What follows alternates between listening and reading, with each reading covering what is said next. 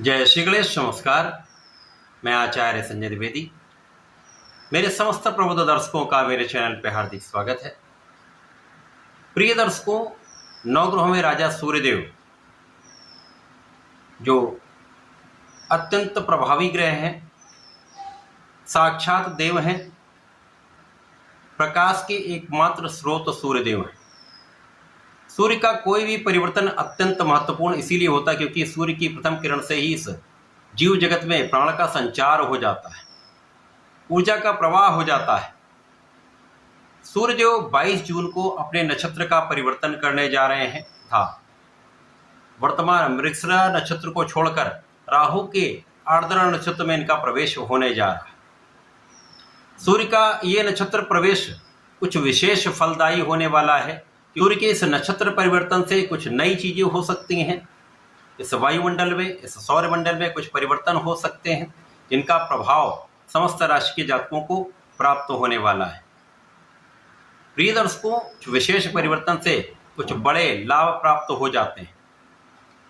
जिस दिन से सूर्य का आर्द्रा नक्षत्र में प्रवेश होता है तो ऐसा निश्चित होता है कि यहाँ से वर्षा ऋतु का आरंभ हो जाता है, मानसून आ जाता है।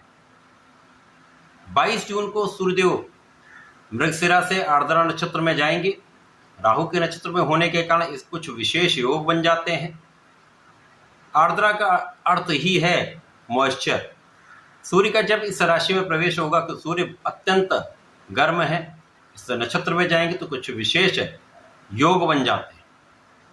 आज मैं मेष, वृषभ तथा मिथुन राशि के लिए सूर्य के इस नक्षत्र परिवर्तन का किस प्रकार का प्रभाव प्राप्त होगा, इस नक्षत्र परिवर्तन से इन जातकों के जीवन में क्या परिवर्तन होगा, इस समय का कैसे उपयोग आप कर पाएंगे, कितना लाभ ले पाएंगे।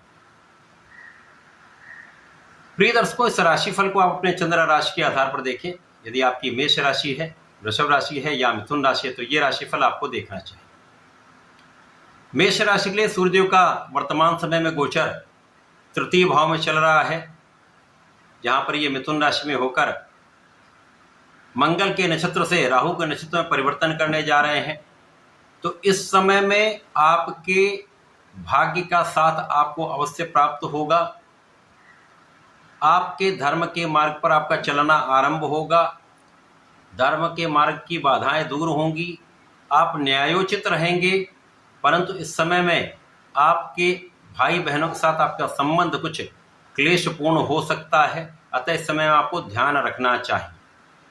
इस समय में कुछ ऐसे मित्र बन सकते हैं जो आपको भटकाने का प्रयास कर सकते हैं, अतः इसमें आपको बहुत सावधान रहना चाहिए। इस समय में आपकी ऊर्जा के स्तर में वृद्धि होगी, परंतु यदि कहीं पर कोई भटकाव है तो ये बढ़ सकता है, यदि कहीं पर कोई भ्रम है तो ये बढ़ सकता है। परंतु यदि आपका कॉन्फिडेंस अच्छा है, यदि आप अपने आत्मबल को प्रबल कर लेते हैं तो इस समय में आप संपूर्ण परिश्रम तथा आपके संपूर्ण प्रयास आपको आपके कार्य क्षेत्र में, आपको आपके ज्ञान के क्षेत्र में, आपके प्रोफेशन में, आपके व्यापार में आपको लाभ देने वाला निश्चित रूप से होने वाला है। सूर्य का ये परिवर्तन आपको आपके बाधाओं से, अवरोधों से बहुत कुछ मुक्ति दिलाने वाला है, शासन सत्ता से आपको लाभ दिलाने वाला है। इस समय में आपको नियमित रूप से सूर्यदेव को जल देना चाहिए तथा प्रत्येक शनिवार को भगवान शिव पर काले तिल का अर्पण करना चाहिए। नमः शिवाय पंचाक्षर मंत्र का जप करना चाहिए, जिससे आपके लाभ की मात्रा बढ़ेगी, अवरोध दूर होंगे। वृषभ राशि के लिए यदि हम अवलोकन करें तो सूर्यदेव द्वितीय भाव में गोचर कर रहे हैं। जब ये मृगशिरा से आर्द्रा नक्षत्र में 22 जून को जाएंगे तो वृषभ राशि के लिए विशेष लाभ का योग बन जाएगा। यहाँ पर वृषभ राशि के लिए अचानक धन प्राप्ति का अवसर मिलेगा। आपके पैतृक संपत्ति का कहीं भाव कोई समस्याग्रस्त रहा हो तो उसका निवारण होगा तथा उससे धन की प्राप्ति हो सकती है, अथवा किसी अन्य स्रोत से अचानक धन लाभ का अवसर आपको अवश्य प्राप्त होगा। इस समय पिता का संपूर्ण सहयोग आपको मिलेगा, पिता के पक्ष से आपको लाभ मिलेगा, परिवार का सहयोग मिलेगा। परंतु यहाँ पर कहीं न कहीं वाणी को संयमित रखना अत्यंत आवश्यक है। वाणी पर संयम, संतुलन आपको आपके परिवार का सहयोग भी दिलाएगा, परिवार से लाभ भी दिलाने वाला होगा। इस समय में वृषभ राशि के जातकों को नियमित रूप से सूर्यदेव को जल देना चाहिए तथा बुधवार को गणपति जी की पूजा करनी चाहिए। ओम गंगणपतये नमः का कम से कम 1 माला का जप करें अथवा 27 बार भी जप करें तो लाभ मिलेंगे तथा बेलपत्र और दूर्वा का अर्पण अवश्य करें। यदि आप ऐसा करते हैं तो विशेष लाभ इस समय आपको प्राप्त होंगे। इस समय का संपूर्ण उपयोग आप कर पाए।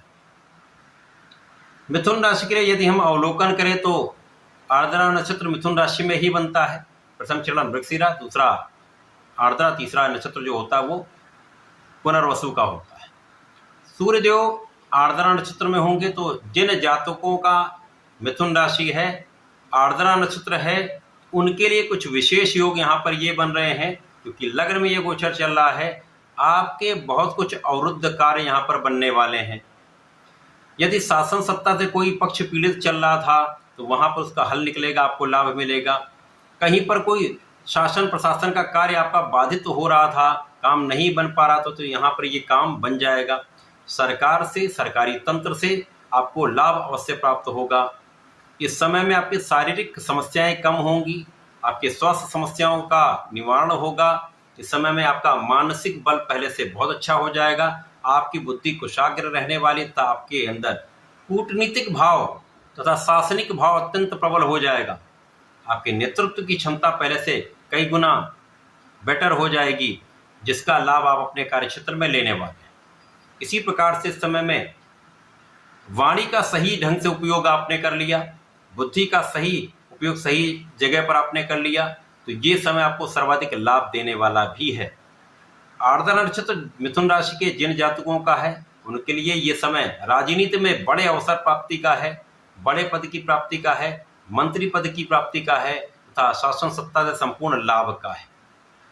अन्य जातकों के लिए भी आपके कार्य क्षेत्र में प्रगति का अवसर मिलेगा, बाधाओं का अंत होगा, व्यापार में विस्तार होगा तथा धन का एक अच्छा फ्लो आपके लिए प्राप्त होने वाला है। तो सूर्य का ये नक्षत्र परिवर्तन आर्द्रा नक्षत्र में कुछ विशेष योग बनाने वाला है, कुछ बड़े लाभ देने वाला है।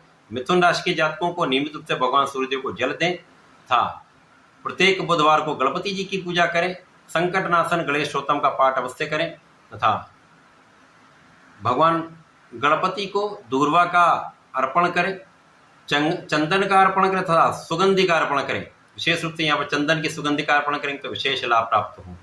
तो ऐसा करके इसका उपयोग करें, लाभ लें। धन्यवाद, नमस्कार।